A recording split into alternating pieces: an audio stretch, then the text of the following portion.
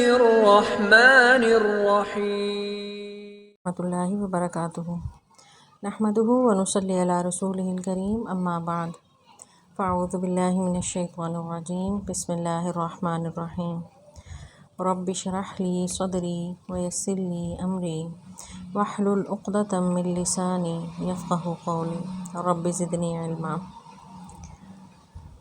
سورہ بنی اسرائیل کی آیت نمبر 71 سے آج کے لیسن کا ہم آغاز کریں گے۔ اللہ تبارک و تعالیٰ فرماتے ہیں،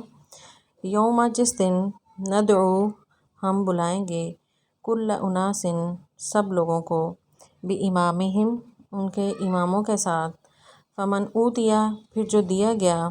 کتابہ اپنا اعمال نامہ بیمینہ دائیں ہاتھ میں، فاولئک تو یہ لوگ ہیں یقرؤون وہ سب پڑھیں گے کتابہم اپنا اعمال نامہ،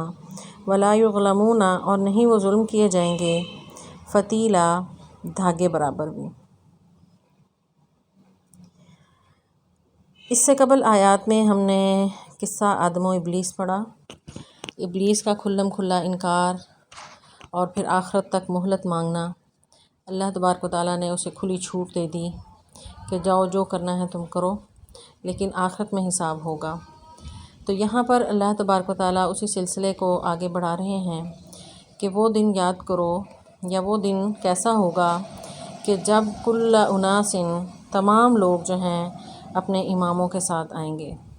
تو یہاں پر امام کے معنی جو ہیں وہ ہم اس کو پہلے دیکھ لیں۔ امام جو ہے اس کے دو معنی مفسرین بیان کرتے ہیں۔ ایک اس کے معنی پیشوا کے ہیں، جیسے عام طور پر ہم امام جو ہے اس کا لفظ استعمال کرتے ہیں، مسجد میں امام جو ہے جو نماز پڑھاتا ہے، یا کوئی بھی جو مذہبی پیشوا ہو اس کو امام کہا جاتا ہے۔ قرآن پاک میں یہ لفظ بھی ان معنوں میں بھی استعمال ہوا ہے، وَجَعَلْنَا لِلْمُتَّقِينَ إِمَامًا۔ سورہ فرقان میں جو دعا مانگی جاتی ہے، دعا بتائی گئی، تو اس میں یہ لفظ جو ہے مذہبی پیشوا کے معنوں میں استعمال ہوا ہے کہ ہمیں متقین لوگوں کا پیشوا بنا۔ دوسرا معنی جو ہے امام کا کتاب کا بھی ہے۔ قرآن پاک میں یہ لفظ ان معنوں میں یعنی کتاب کے معنوں میں بھی یا اعمال نامے کے معنوں میں بھی استعمال ہوا ہے۔ اللہ تعالیٰ سورہ یاسین میں فرماتے ہیں آیت نمبر 12 میں اللہ تعالیٰ فرماتے ہیں وَكُلَّ شَيْءٍ أَحْصَيْنَاهُ فِي إِمَامٍ مُّبِينٍ کہ ہم نے ہر چیز کو ایک واضح کتاب میں محفوظ کر رکھا ہے۔ تو یہاں پر امام مبین سے مراد جو ہے واضح کتاب یعنی اعمال نامہ ہے کہ ہر چیز ہم نے اس میں محفوظ کر رکھی ہے، یعنی وہ لوح محفوظ ہو یا پھر وہ اعمال نامہ، دونوں معنی اس سے مراد ہے۔ تو یعنی بہرحال یعنی امام کے معنی پیشوا کے بھی ہیں اور کتاب کے بھی ہیں۔ تو اب دونوں معنی کے لحاظ سے ہم اس آیت کی تفسیر دیکھتے ہیں کہ یوم ندعو وہ دن جب ہم بلائیں گے، یعنی وہ قیامت کا دن جب ہم بلائیں گے تمام لوگوں کو، ہر ایک کو اس کے امام کے ساتھ۔ تو اگر امام کے معنی سردار کے لیں یا مذہبی پیشوا کے لیں تو قیامت کے دن احادیث میں بھی رسول اللہ صلی اللہ علیہ وسلم نے بتایا کہ ہر امت اپنے نبی کے ساتھ ہوگی اور نبی ان کا جو ہے وہ امام ہوگا، اور مختلف لوگوں کو یعنی ان گروہوں کو انبیاء کی قیادت میں اللہ تعالیٰ بلائیں گے۔ جیسے امت محمدی ہے صلی اللہ علیہ وسلم، تو رسول اللہ صلی اللہ علیہ وسلم کے پیچھے ان کی امت جو ہے وہ آگے ہوگی اور ان کا حساب ہوگا۔ اسی طرح عیسیٰ علیہ السلام کی امت انہیں بلایا جائے گا، اسی طرح دیگر جو انبیاء ہیں ان کی امتوں کو بلایا جائے گا، تو ان کے امام جو ہیں یہ انبیاء ہوں گے۔ اب اسی طرح جو نیک لوگ ہوں گے وہ تو اپنے انبیاء کی جو ہے وہ ان کے پیچھے پیچھے جو ہیں قیامت والے دن اللہ کے سامنے پیش ہوں گے، لیکن جو کافر اور مشرکین لوگ ہیں جنہوں نے ان انبیاء کو مانا ہی نہیں اور ان کا انکار کیا، تو ان کا پھر کیا ہوگا؟ تو وہ لوگ جو ہیں اپنے وہ باطل سردار یا باطل امام جو ہیں جن کی وہ پیروی کرتے تھے اور جن کے پیچھے لگ کر انہوں نے انبیاء کی تکذیب کی، وہ ان کے جو ہے قیادت میں ان کے پیچھے ہوں گے۔ قرآن پاک میں اللہ تعالیٰ فرماتے ہیں سورہ قصص میں وَجَعَلْنَاهُمْ أَئِمَّةً يَدْعُونَ إِلَى النَّارِ کہ ہم نے انہیں ایسے سردار بنایا جو آگ کی طرف دعوت دیتے تھے۔ جیسے کہ فرعون جو ہے وہ اپنی پوری قوم کو لے کر سب سے آگے آگے وہ خود ہوگا، اور وہ پہلے خود جہنم کے گڑھے میں گرے گا اور پیچھے پیچھے اس کی قوم۔ تو اسی طرح جو بھی کوئی باطل سردار یا جو بھی لوگ جو اپنے کسی غلط لوگوں کے پیچھے لگے ہوئے ہیں یا کسی کو بڑا سمجھتے ہیں، تو جس کو وہ بڑا سمجھتا ہے یا جس کو وہ فالو کرتا ہے، تو اس کے فالوورز جو ہیں اسی کے پیچھے پیچھے جو ہیں وہ ان کا انجام ہوگا۔ اگر وہ جو امام ہے وہ نیک ہے تو وہ اس کے پیچھے جنت میں چلے جائیں گے۔ اگر امام جو ہے وہ اس کے کام جو ہیں وہ اللہ کی نافرمانی کے ہیں اور گناہ کی وہ دعوت دیتا رہا، خود بھی برا بنا اور لوگوں کو بھی اس نے گمراہی کی دعوت دی، تو اس کے پیچھے پیچھے اس کے فالوورز جو ہیں وہ جہنم میں جائیں گے۔ تو یہ معنی اگر امام کے لیے جائیں مذہبی پیشوا کے، تو اس طرح جو ہے یہ پھر اس آیت کے معنی یہ ہوں گے کہ اس دن ہم بلائیں گے سب لوگوں کو، وہ اپنے امام کے ساتھ ہوں گے۔ دوسرا معنی جو ہے اس کا اعمال نامے یا کتاب کے لیے جاتے ہیں۔ اگر اعمال نامہ یا کتاب اس سے مراد دیا جائے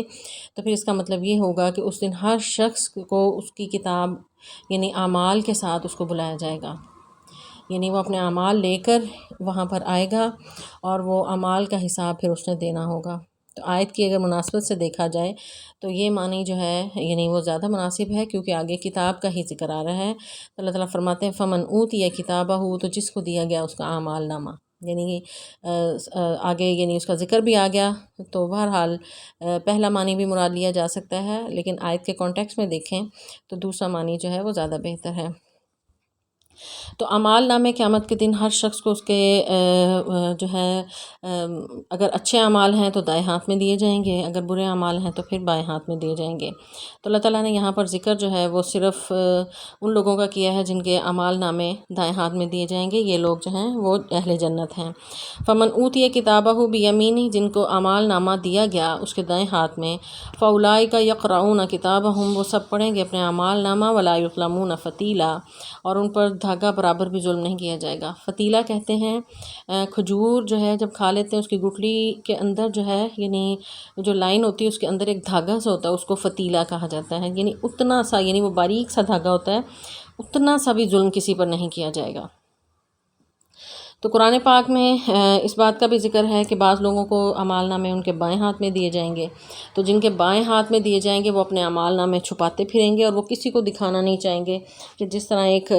طالب علم اگر جب وہ فیل ہو جائے تو اپنا رزلٹ کارڈ وہ کسی کو دکھانا نہیں چاہتا، چھپاتا پھرتا ہے، منہ چھپاتا پھرتا ہے۔ تو اسی طرح ایسے لوگوں کو جن کا جب رزلٹ اناؤنس ہوگا اور ان کے لیے جہنم ہے، تو ان کو بائیں ہاتھ میں اعمال نامے دیے جائیں گے، جبکہ اہل جنت کو دائیں ہاتھ میں دیے جائیں گے، اور وہ خوشی خوشی پڑھ رہے ہوں گے، فاولئک یقرؤون، وہ پڑھ رہے ہوں گے اپنے اعمال کو اور وہ دوسروں کو بھی خوشی سے دکھائیں گے۔ تو یہ منظر جو ہے اللہ تعالیٰ نے قیامت کا اس آیت میں کھینچا ہے۔ آگے اللہ تعالیٰ فرماتے ہیں ومن کان فی ہذہ اعمیٰ، اور جو ہوا اس دنیا میں، فی ہذہ یعنی اس سے مراد یعنی اس دنیا میں، اعمیٰ اندھا، فہو فی الآخرہ، تو وہ آخرت میں بھی اعمیٰ اندھا ہوگا، واضل، اور زیادہ بھٹکا ہوا سبیلا، راستے سے۔ یعنی جو شخص اس دنیا میں ہدایت کو سمجھنے اور اس کو جاننے کے لیے آنکھوں کا اندھا اور دل کا اندھا بنا رہتا ہے، تو وہ قیامت کے دن بھی اسی حال میں اٹھے گا۔ تو ایک نابینا پن جو ہے وہ ایک ظاہری ہوتا ہے کہ انسان کو ویسے یعنی اس کی بینائی نہ ہو اور وہ اندھا ہو، تو وہ تو ایک یعنی اللہ کی طرف سے آزمائش ہے، اور ایسی آزمائش پر رسول اللہ صلی اللہ علیہ وسلم نے فرمایا کہ اس کے لیے دوہرا اجر ہے، اور یعنی یہ ایک قباحت نہیں ہے۔ برائی اصل یہ ہے کہ انسان آنکھوں کے ہوتے سوتے حق بات کو نہ دیکھے، نہ سمجھنے کی کوشش کرے۔ یعنی اللہ تعالیٰ قرآن پاک میں فرماتے بھی ہیں کہ فَإِنَّهَا لَا تَعْمَى الْأَبْصَارُ وَلَكِنْ تَعْمَى الْقُلُوبُ الَّتِي فِي الصُّدُورِ۔ سورہ حج میں اللہ تعالیٰ فرماتے ہیں کہ بے شک معاملہ یہ ہے کہ آنکھیں اندھی نہیں ہوتیں، لیکن وہ دل اندھے ہوتے ہیں جو سینوں میں ہیں۔ یعنی ایک انسان کا ایک ظاہری یہ جسم ہے، اس کی آنکھیں ہیں، ایک یعنی مادی جسم جو دنیا میں رہتے ہوئے ہمیں اللہ تعالیٰ نے عطا کیا ہے، تو ایک اس کی روح کا جسم ہے، تو اس کی بھی یعنی آنکھیں ہوتی ہیں جس سے انسان جو ہے حق بات کو پہچانتا ہے، تو وہ آنکھیں در حقیقت ان لوگوں کی اندھی ہوتی ہیں. تو جس کی وہ آنکھیں، روح کی آنکھیں جو ہیں اندھی ہیں، وہ آخرت کے دن بھی اندھا ہی اٹھے گا. اور اس میں بعض مفسرین کہتے ہیں کہ وہ ویسے ہی اندھے قبروں سے اٹھائے جائیں گے، اندھے اور بہرے ہوں گے، یعنی اللہ تعالیٰ انہیں بطور سزا ان کی جو ہے بصارت اور سماعت چھین لیں گے. بعض کہتے ہیں کہ آنکھیں تو ہوں گی لیکن جو ہے یعنی وہاں پہ بھی وہ محروم ہوں گے، یعنی آگ تو ان کو دکھا دی جائے گی کیونکہ آگ کے دکھانے کا ذکر ہے. تو بہرحال ایسے لوگ جو ہیں وہ اندھے ہوں گے. اور اسی طرح ایک اور جگہ اللہ تعالیٰ فرماتے ہیں کہ جو ومن اعرض عن ذکری فإن له معیشۃ ضنکا، جو اللہ کے ذکر سے منہ پھیرتا ہے تو اللہ تعالیٰ اس کی معیشت تنگ جو ہے وہ کر دیتے ہیں. اور وہ اس کو ویوم نحشرہ اعمیٰ، اور قیامت کے دن اللہ تعالیٰ اس کو اندھا اٹھائے گا. تو وہ پھر کہے گا کہ یہ کیا ہوا کہ میں تو دنیا میں دیکھتا تھا، یہاں پہ مجھے اندھا کیوں اٹھایا گیا. تو اس آیت سے بھی یہ پتہ چلتا ہے کہ قیامت کے دن ایسے لوگ جو دنیا میں اللہ کی دی ہوئی نعمت یعنی بصارت کا فائدہ نہیں اٹھاتے اور ان آنکھوں کا استعمال کرتے ہوئے اس کی کتاب کو نہیں پڑھتے، حق بات کو نہیں پہچانتے، تو ایسے لوگوں کو بطور سزا قیامت کے دن اللہ تعالیٰ اندھا اٹھائیں گے. وَأَضَلُّ سَبِيلًا، اور وہ بہت ہی بھٹکا ہوا راستہ ہے. وَإِنْ، اور بلا شبہ، کادو قریب تھا، لَيَفْتِنُونَكَ، ضرور وہ سب بہکا دیتے آپ کو، عَنِ الَّذِي، اس سے جو اوحینا ہم نے وحی کی، الیک آپ کی طرف، لِتَفْتَرِیَ، تاکہ آپ جھوٹ گھڑ لیں، علینا ہم پر، غیرہ اس کے سوا، وَإِذًا، اور اس وقت، لَاتَّخَذُوكَ، ضرور بنا لیتے آپ کو، خلیلا، وہ دوست. سورت جو ہے مکی دور کی، چونکہ آخری سورت ہے، آخری صورتوں میں سے ہے، اور اس دور میں مشرکین مکہ ہر زور لگا چکے تھے رسول اللہ صلی اللہ علیہ وسلم پر، بہت زیادہ پریشر تھا، آپ کو وہ ہر حال میں جو ہے وہ بھٹکانا چاہتے تھے. تو یہاں پر اللہ تعالیٰ فرماتے ہیں کہ وَإِنْ كَادُوا، کہ وہ قریب تھا کہ وہ یعنی کر لیتے، یفتنی نو کا مطلب جو ہے لیفتنون کا، فتنہ سے ہے یہ لفظ، فتنہ یفتنو، یعنی فتنہ یعنی آزمائش میں ڈالنا، اس کا فتنہ کا لفظ ہم اردو میں بھی بولتے ہیں. تو قریب تھا کہ لیفتنو کا، آپ کو وہ بہکا دیتے یا آزمائش میں ڈال دیتے، یعنی الذی اوحینا، اس چیز کے بارے میں جو ہم نے وحی کی، یعنی وحی کیا، یہ قرآن کیا تھا اور توحید کا سبق تھا. تو وہ قریب تھا کہ کافر، ان کا پورا زور یہ تھا کہ رسول اللہ صلی اللہ علیہ وسلم کو اپنی طرف کر لیں، کہیں آپ یہ بات چھوڑ دیں. اور آپ کی سیرت ہم پڑھیں بھی تو وہاں پہ یعنی پتہ چلتا ہے، تو کبھی وہ کہتے تھے کہ آپ جو ہے اگر چاہتے ہیں سرداری، ہم آپ کو سرداری دے دیں، اگر آپ چاہتے ہیں کہ آپ کو مال و دولت چاہیے، ہم سونے چاندی کے ڈھیر لگا دیں گے، اگر اچھا رشتہ چاہیے تو ہم آپ کو وہ دے دیں گے. تو لیکن رسول اللہ صلی اللہ علیہ وسلم نے ان کے تمام ان آفرز کو ٹھکرا دیا تھا. تو قریب تھا کہ وہ بہکا دیتے وہ کافر آپ کو، جو ہم نے آپ کی طرف وحی کی، کہ آپ جھوٹ گھڑ لیں. یعنی وہ یہ کہتے تھے کہ آپ ویسے ہی کہہ دیں، ہمارے بتوں کو برا بھلا نہ کہیں. تو یہ آفر بھی انہوں نے کی تھی کہ ہم آپ کو کچھ نہیں کہیں گے، آپ بس ہمارے خداؤں کو برا نہ کہیں، یا آپ کے قرآن میں جو شرک سے بارے میں آیات ہیں جس میں ہمارے عقائد کو غلط کہا گیا ہے، وہ آیات نہ آپ پڑھا کریں. تو اس قسم کی باتیں وہ آپ سے کرتے تھے. تو اللہ تعالیٰ فرماتے ہیں کہ ان کی پوری کوشش تھی کہ آپ جو ہیں یعنی جو قرآن کی بات ہے اس کے علاوہ کچھ کہیں. تو وَإِذًا لَاتَّخَذُوكَ، تو اگر ایسا وہ کر لیتے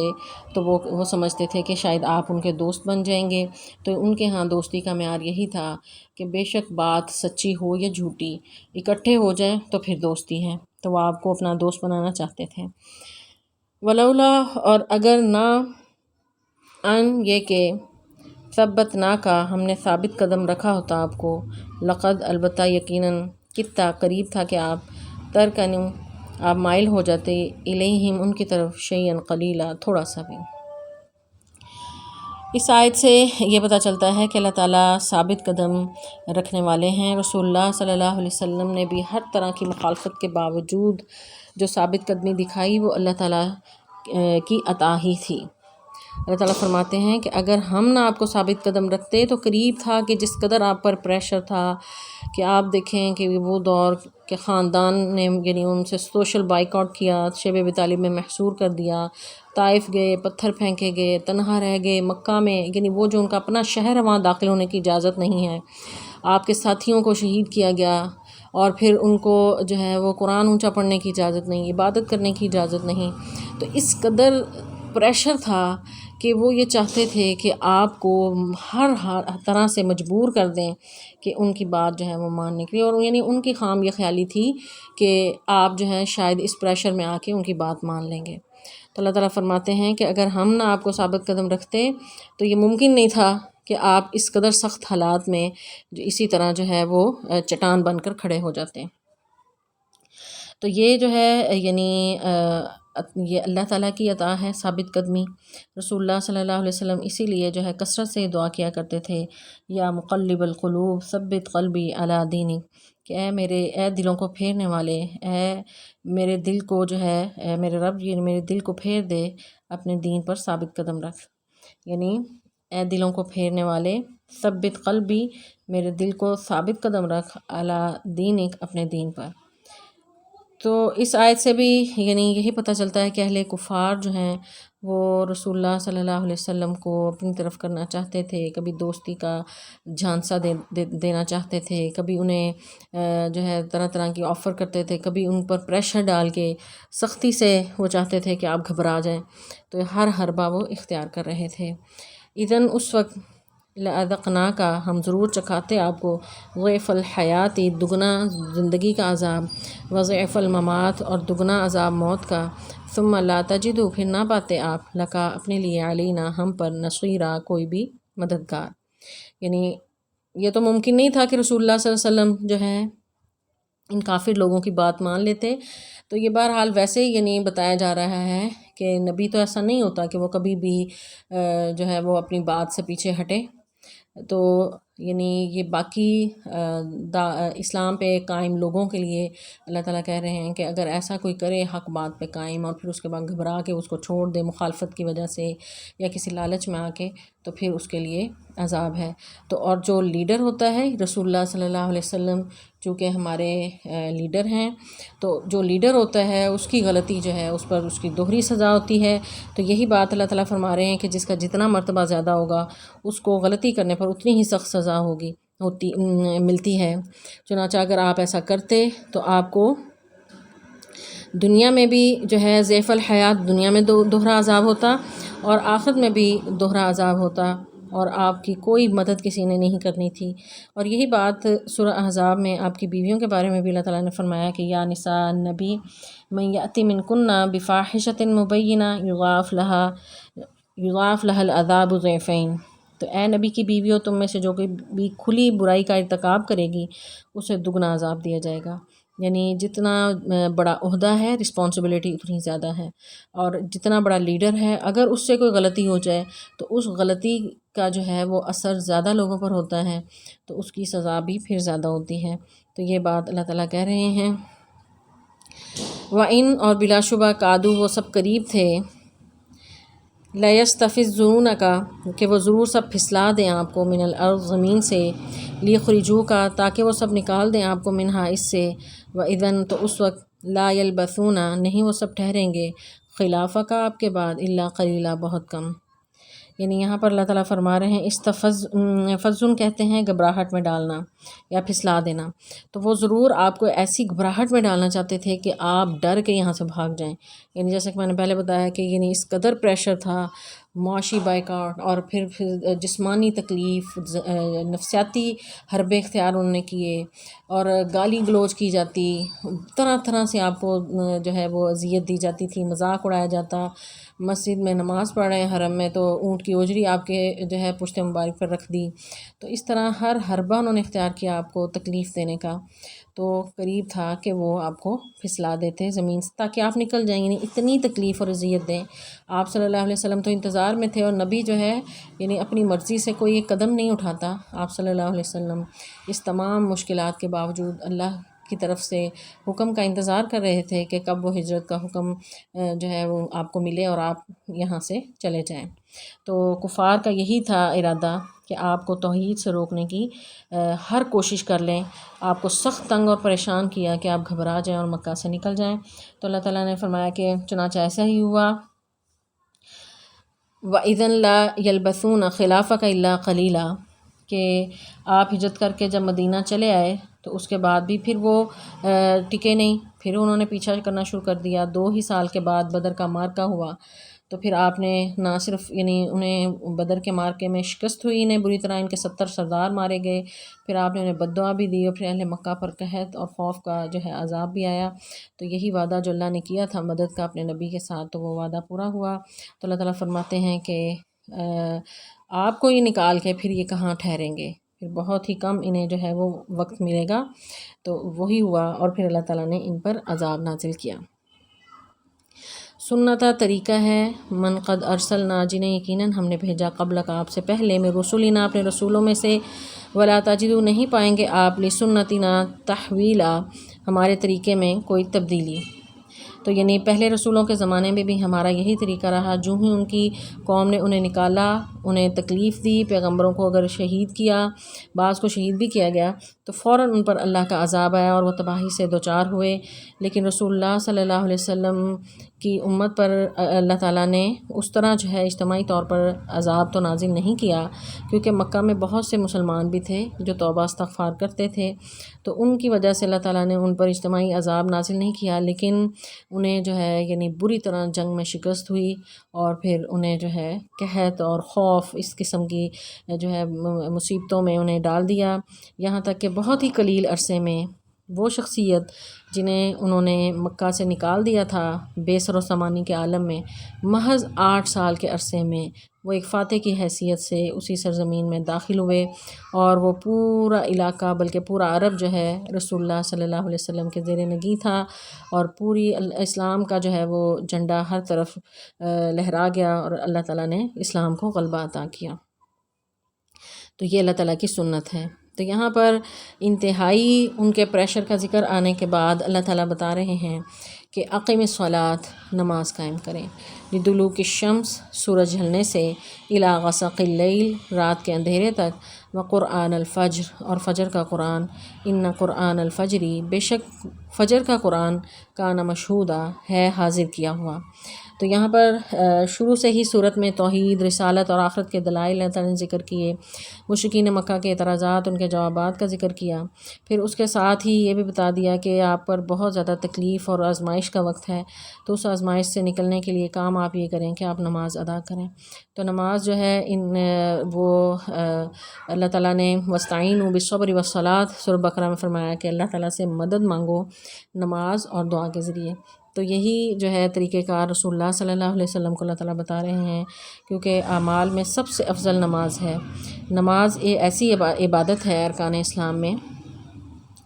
کہ دوسرے ارکان کو بھی ان کو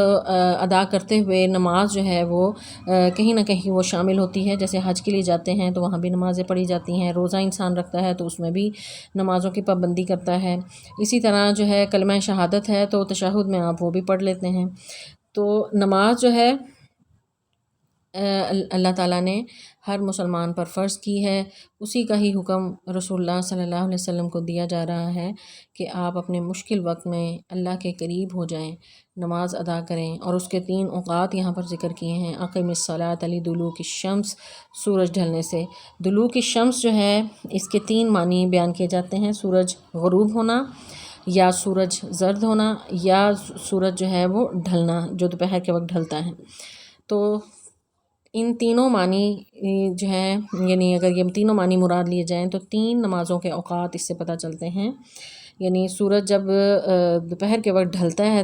وہ ظہر کا وقت ہوتا ہے، اور زرد ہو جاتا ہے تو وہ عصر کا ہوتا ہے، اور پھر جب غروب ہوتا ہے تو وہ مغرب کا ہے۔ تو 3 نمازوں کا ذکر یہاں آ گیا، الی غسق اللیل، غسق اللیل رات کا اندھیرا، اور رات کے اندھیرے کی نماز جو ہے وہ عشاء کی نماز ہے، اور 5ویں نماز فجر ہے تو وہ قرآن الفجر، اور فجر کی نماز، یعنی 5 نمازوں کا یہاں پر ذکر آ گیا۔ تو یہاں پر لدلوک الشمس الی غسق اللیل کہ سورج ڈھلنے سے لے کر رات کے اندھیرے تک نماز پڑھو، تو اس سے مراد یہ نہیں ہے کہ صبح سے لے کے شام تک رات کے اندھیرے تک نمازیں ہی پڑھتے رہیں۔ نمازوں کے جو اوقات رسول اللہ صلی اللہ علیہ وسلم نے ہمیں بتائے، اور جبرائیل علیہ السلام نے آ کے رسول اللہ صلی اللہ علیہ وسلم کو حدیث ہے کہ اس میں اس کا نماز کا اول اور آخر وقت آپ کو 2 دن آ کر وہ جو ہے وہ آپ کو امامت کروائی اور نمازوں کے اوقات بتائے، تو ان اوقات میں نمازیں ادا کی جائیں۔ اور حدیث ہے کہ جو ایک شخص ایک نماز پڑھتا ہے اور اس کے بعد دوسری کا انتظار کر رہا ہوتا ہے، تو وہ اسی طرح ہی ہوتا ہے کہ جیسے کہ وہ نماز کی حالت میں ہی ہے۔ اس لیے یعنی اس سے یہ مراد بھی لیا جا سکتا ہے۔ تو وہ قرآن الفجر، قرآن جو ہے فجر کا قرآن خاص طور پر ذکر کیا۔ حالانکہ قرآن باقی نمازوں میں بھی پڑھا جاتا ہے، لیکن فجر کے وقت قرآن کی تلاوت جو ہے اس کا بہت زیادہ اس کی فضیلت ہے۔ رسول اللہ صلی اللہ علیہ وسلم خود بھی تلاوت جو ہے وہ لمبی کیا کرتے تھے، صحابہ کو بھی آپ نے تلقین کی۔ اور فجر کا قرآن جو ہے اللہ تعالیٰ فرماتے ہیں ان قرآن الفجر کان مشہودا، یہ حاضر کیا جائے گا، یعنی اس کی گواہی ہوگی۔ وہ قرآن جو ہے قیامت کے دن فجر کی نماز میں پڑھا جانے والا قرآن جو ہے وہ اللہ کے ہاں گواہی دے گا۔ تو اس کا یہ معنی بھی ہے کہ رات بھر آرام کرنے کے بعد صبح جو ہے قرآن پڑھنے اور سننے سے اللہ کے ہاں حاضری ہو جاتی ہے۔ آگے اللہ تعالیٰ فرماتے ہیں کہ وَمِنَ اللیلی، اور رات سے، فتہجد، تو پھر آپ تہجد پڑھیں، بھی اس سے نافلہ زائد، لکا آپ کے لیے عسا قریب ہیں، یہ بات کا کہ کھڑا کرے آپ کو رب کا، آپ کا رب، مقام محمودہ، مقام محمود پر۔ تو یہ 5 نمازیں تو فرض ہیں، جو تہجد کی نماز ہے وہ نافلہ، یعنی نفل کہتے ہیں زائد چیز جو ایکسٹرا انسان کرتا ہے، تو وہ ایک زائد جو ہے عبادت جو ہے وہ اس کا اللہ تعالیٰ کہہ رہے ہیں کہ ایک زائد عبادت آپ کے لیے لازم ہے کہ آپ وہ پڑھیں، قریب ہے کہ آپ اس کے ذریعے اللہ تعالیٰ آپ کو مقام محمود پر جو ہے وہ پہنچا دیں۔ تو یہاں پر امید دلائی گئی کہ آپ کو مقام محمود اللہ تعالیٰ عطا کریں گے۔ یہ وہ مقام محمود ہے کہ جو ہم اذان سننے کے بعد جو دعا میں رسول اللہ صلی اللہ علیہ وسلم کے لیے مانگتے ہیں کہ اللہم رب هذه الدعوة التامة والصلاة القائمة آت محمدا الوسیلة والفضیلة وابعثه مقاما محمودا، یعنی رسول اللہ صلی اللہ علیہ وسلم کے لیے ہم دعا کرتے ہیں کہ انہیں وہ مقام محمود عطا کر۔ تو مقام محمود جو ہے وہ قیامت کے دن سب سے اونچا مقام ہے، اور یہ مقام صرف رسول اللہ صلی اللہ علیہ وسلم کو ہی عطا کیا جائے گا۔ یہ مقام جو ہے مقام شفاعت ہے۔ رسول اللہ صلی اللہ علیہ وسلم یہاں پر اللہ تعالیٰ سے سب سے پہلے اس کی اللہ تعالیٰ کی عبادت کریں گے، اس سجدہ کریں گے اور تسبیح بیان کریں گے، اللہ کی تعریف بیان کریں گے اور بہت گڑ گڑائیں گے۔ اس کے بعد یعنی وہ تسبیح اور حمد، اللہ تعالیٰ نبی صلی اللہ علیہ وسلم فرماتے ہیں کہ ایسی تسبیح میں نے پہلے کبھی نہیں کی، وہ اسی وقت مجھے سکھائی جائے گی۔ اس کے بعد جب آپ سر اٹھائیں گے تو پھر حساب کتاب شروع ہوگا۔ تو اس سے پہلے لوگ قیامت کا دن جو ہے وہ تقریباً 50,000 سال کے برابر ہے، لوگ کھڑے ہوں گے، انتظار کر رہے ہوں گے اور خوف میں ہوں گے، جیسے کہ رزلٹ اناؤنس ہونے والا اور جو حالت ہوتی ہے طالب علموں کی، تو اس وقت بھی لوگوں کی حالت یہی ہوگی۔ لوگ آئیں گے، حضرت آدم علیہ السلام سے سفارش کریں گے کہ آپ اللہ تعالیٰ سے کہیں کہ حساب کتاب شروع ہو، تو وہ کہیں گے کہ نہیں، میں نے تو وہ پھل کھا لیا تھا اور مجھے اللہ تعالیٰ سے شرم آتی ہے، میں نہیں کہوں گا۔ اسی طرح لوگ باری باری دیگر پیغمبروں کے پاس آئیں گے، تو سب جو ہیں وہ معذرت کر لیں گے، انہیں خوف آ رہا ہوگا کہ اللہ تعالیٰ سے کہا جائے۔ تو رسول اللہ صلی اللہ علیہ وسلم کے پاس یہاں تک کہ لوگ آئیں گے، پھر آپ صلی اللہ علیہ وسلم مقام محمود پہ جا کے اللہ کی تسبیح کریں گے، ایسی تسبیح جو اس سے پہلے کبھی نہیں کی، جو آپ کو وہیں پر سکھائی جائے گی، اور پھر آپ دعا کریں گے، پھر آپ کو کہا جائے گا کہ آپ سر اٹھائیں اور پھر پوچھا جائے گا کہ کس بات کی آپ سفارش کر رہے ہیں، تو پھر آپ حساب کتاب کی سفارش کریں گے۔ تو وہاں پہ ایک سفارش تو ایک عام ہوگی اور ایک سفارش خاص ہوگی، جو خاص آپ اپنی امت کے لیے کریں گے، اور امت اس پہ آپ کی بہت ہی احسان مند ہوگی اور پھر آپ کی تعریف کرے گی۔ تو آپ کی تعریف کی وجہ سے ہی آپ کا نام احمد اور محمد یعنی تعریف کیا گیا۔ تو یہ نام جو ہیں ان کی شان پوری اس وقت ظاہر ہوگی۔ تو قیامت کے دن لوگ جو ہیں وہ گروہوں کی شکل میں ہوں گے، اور ہر امت اپنے پیغمبر کے پیچھے ہوگی، اور امت محمدی جو ہے یعنی امت محمدی میں سے وہ لوگ جو آپ صلی اللہ علیہ وسلم کے صحیح پیروکار ہیں، یہ نہیں کہ اپنی مرضی کے امام اور پیشوا بنائے اور اس کے بعد وہ کہے میں امت محمدی کا ہوں، تو وہ لوگ نہیں، بلکہ جو خاص رسول اللہ صلی اللہ علیہ وسلم کو اپنا امام اور رہبر و پیشوا مانتے ہوں گے، وہ آپ کے پیچھے ہوں گے، ان کی پھر آپ سفارش کریں گے۔ آگے اللہ تعالیٰ فرماتے ہیں وقل، اور کہیں ربی، اے میرے رب، ادخلنی، داخل کر مجھے، مدخلا صدق، داخل کرنا سچائی کا، واخرجنی، اور نکال مجھے، مخرج صدق، نکالنا سچائی کا، واجعل، اور تو کر دے، لی، میرے لیے، من لدن کا، اپنی طرف سے، سلطانا، غلبہ، نصیرا، مدد دینے والا۔ یہاں پر اللہ تعالیٰ نے اپنے نبی اور آپ کے ہر امتی کو یہ دعا سکھائی ہے کہ اے میرے رب، جہاں بھی تو یعنی مجھے داخل کرے دنیا اور آخرت میں کس جگہ بھی، تو بہت ہی باعزت اور آبرو مندانہ طریقے سے مجھے داخل کرنا، اور اگر میں وہاں سے کوئی نکلوں بھی تو نکلوں بھی باعزت طریقے سے۔ تو یہ بہت ہی خوبصورت دعا ہے، یہ آپ لوگ پڑھیں اور اس کو سیکھیں بھی، اور جب بھی کسی شہر میں داخل ہوں تو یہ دعا پڑھنی چاہیے، ربی ادخلنی مدخل صدق واخرجنی مخرج صدق واجعلنی من لدنک سلطانا نصیرا، کہ اللہ مجھے غلبہ اور قوت عطا کر۔ یعنی جب انسان کہیں جاتا ہے تو وہاں طرح طرح کی کئی نئے علاقوں میں پریشانی ہو سکتی ہے، تو اللہ سے جب یہ دعا مانگی ہو تو انسان محفوظ ہو جائے گا۔ تو یہاں پر جو ہے سلطان نصیرہ سے مراد قوت اور سلطنت ہے، یعنی دلائل اور برہان کی۔ رسول اللہ صلی اللہ علیہ وسلم چونکہ اس وقت مکہ رہ رہے تھے اور آپ پر جو ہے کفار کا بہت ہی زور تھا، تو رسول اللہ صلی اللہ علیہ وسلم کو یہ دعا سکھائی گئی، کیونکہ اب آپ مدینہ جانے والے تھے، تو اللہ تعالیٰ نے عزت و اکرام تو آپ کو عطا ہی کیا تھا، تو ساتھ یہ بھی دعا سکھائی، اور آپ صلی اللہ علیہ وسلم کو یہ سکھایا گیا کہ قوت اور غلبہ دلائل و براہین کا آپ اللہ سے مانگیں۔ چنانچہ اللہ تعالیٰ نے آپ کو سورۃ الکوثر جیسی ایک سورت بھی عطا کی کہ اس کا مقابلہ بھی وہ لوگ نہیں کر سکے، ایسے دلائل و براہین آپ کو اللہ تعالیٰ نے عطا کیے تھے۔ اللہ تعالیٰ سے دعا ہے کہ اللہ تعالیٰ ہمیں قرآن پاک کا صحیح فہم عطا فرمائے اور اس پر عمل کرنے کی توفیق عطا فرمائے۔ والسلام علیکم ورحمۃ اللہ وبرکاتہ۔